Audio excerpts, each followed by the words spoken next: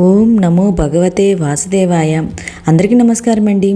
2025 సంవత్సరంలో కార్తీక మాసంలో కార్తీక ఏకాదశి, దీన్నే ఉత్తాన ఏకాదశి అని కూడా పిలుస్తారండి. అయితే ఈ ఉత్తాన ఏకాదశి ఏ రోజున వచ్చింది, ఈ రోజు తిథి, వారం, నక్షత్రం ఏంటి, ఇంకా పూజ ఏ సమయంలో చేసుకోవాలి, ఇంకా ఈ కార్తీక ఏకాదశి యొక్క విశిష్టత ఏంటి, ఉపవాసం ఏ రోజున ఉండాలి, ఉపవాస విరమణ సమయం ఏంటి, ఇంకా అన్ని విషయాలు ఈ వీడియోలో తెలియజేస్తాను. ఈ వీడియోని ఇక్కడ స్కిప్ చేయకుండా చివరి దాకా చూడండి. పూర్తి ఇన్ఫర్మేషన్ అయితే ఉంటుంది. ఉత్తాన ఏకాదశిని కార్తీక మాసంలోని ఏకాదశి రోజున జరుపుకుంటాము. ఈ రోజున విష్ణువు యోగ నిద్ర నుండి మేలుకుంటాడండి. అంటే ఈ రోజున క్షీరసాగరంలో యోగ నిద్రలో ఉన్న మహావిష్ణువు తిరిగి మేల్కొంటాడని విశ్వాసం అండి. కార్తీక ఏకాదశి రోజున భక్తితో చేసే వ్రతాలు మరియు పూజలు 7 జన్మల పాపాలను తొలగిస్తాయని నమ్మకము. ఇంకా ఈ రోజున కొన్ని ప్రత్యేక చర్యలు చేయడం ద్వారా శ్రీ మహావిష్ణువుతో పాటు లక్ష్మీదేవి ఆశీర్వాదాన్ని కూడా పొందుతారని, జీవితంలో ఎప్పుడూ డబ్బు కొరత అయితే ఉండదని నమ్మకం అండి. పంచాంగం ప్రకారం ఉత్తాన ఏకాదశి ఉపవాసం కార్తీక మాసంలో శుక్లపక్ష ఏకాదశి తిథిన పాటించబడుతుంది. సంవత్సరంలోని అన్ని ఏకాదశి తిథుల్లో ఈ ఏకాదశి ఉత్తమమైనదిగా పరిగణించబడుతుందండి. ఉత్తాన ఏకాదశి తర్వాత పెళ్ళిళ్ళు, గృహప్రవేశాలు వంటి శుభకార్యాలు మళ్ళీ ప్రారంభమవుతాయండి. ఈ రోజున నియమ నిష్టల ప్రకారం శ్రీ మహావిష్ణువును పూజించడం వల్ల జీవితంలో సుఖ సంతోషాలు, శ్రేయస్సు లభిస్తుంది.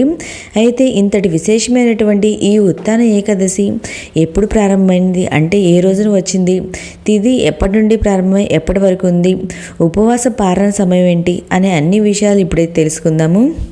ఏకాదశి తిథి ప్రారంభమొచ్చి 2025 సంవత్సరం నవంబర్ 1వ తేదీ అనగా శనివారం రోజున తెల్లవారుజామున 3:42 ప్రారంభమయ్యి 2025 సంవత్సరం నవంబర్ 2వ తేదీ అనగా ఆదివారం రోజున తెల్లవారుజామున 2:41 వరకు ఈ ఏకాదశి తిథి అయితే ఉంటుందండి. దీని ప్రకారం మనం ఉత్తాన ఏకాదశి లేదా కార్తీక ఏకాదశి నిర్వహించుకోవాల్సిన తేదీ వచ్చి 2025 సంవత్సరం నవంబర్ 1వ తేదీ అనగా శనివారం రోజు అండి. ఇలా ఏకాదశి శనివారం 2 కలిసి రావడం చాలా విశేషమైనదండి. ఆ విష్ణువుకి అయితే ఈరోజు పూజ చేసుకుంటే విశేషమైన ఫలితాలు అయితే ఉంటాయి. ఈరోజు నక్షత్రం వచ్చి శతభిష నక్షత్రము. ఉపవాసం అవి కూడా మనం ఈ 1వ తేదీనే నిర్వహించుకోవాలండి. ఈ శనివారము మనకి ఏకాదశి 2 కలిసి రావడం చాలా విశేషమైందండి. ఎవ్వరూ మిస్ అవ్వకుండా ప్రతి ఒక్కరు కూడా ఉపవాస నియమాలు అయితే మనం కార్తీక మాసంలో ఎలాగైతే పూజలు చేసుకుంటాం, ఉపవాసాలు ఉంటామో ఆ విధంగానే ఈ ఏకాదశి తిథి రోజైనా ఉండొచ్చు. కొంతమంది రోజు మొత్తం ఉపవాసం అయితే ఉంటారండి. తర్వాత ద్వాదశి రోజున ఉపవాస విరమణ అయితే చేస్తారు. మీ ఆరోగ్య స్థితిని బట్టి మీరు ఎలా చేయగలిగితే అలాగా ఉపవాసం అయితే పాటించవచ్చు.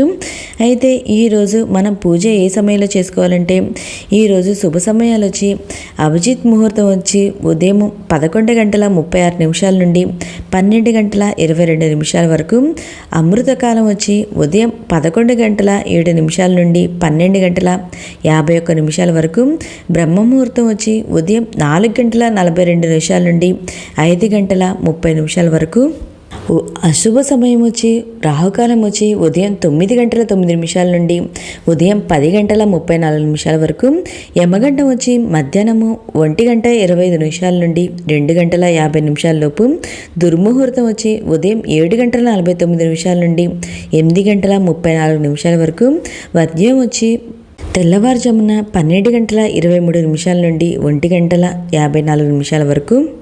ఎవరైతే ఈరోజు ఉపవాసం ఉంటారో వారు ఉపవాస విరమణ సమయం వచ్చి ద్వాదశి రోజున ఉదయం మరలా పూజ చేసుకొని ఉపవాస విరమణ అయితే చేయవచ్చు. ఓకే అండి, మీకు ఈ వీడియో నచ్చినట్లయితే లైక్ చేయండి, మీ ఫ్రెండ్స్ అండ్ ఫ్యామిలీ మెంబర్కి షేర్ చేయండి. Thank you for watching. ఏమైనా సందేహాలు ఉంటే నా కామెంట్ బాక్స్లో కామెంట్ పెట్టండి. ప్రతి ఒక్కరికి రిప్లై అనేది ఇస్తాను.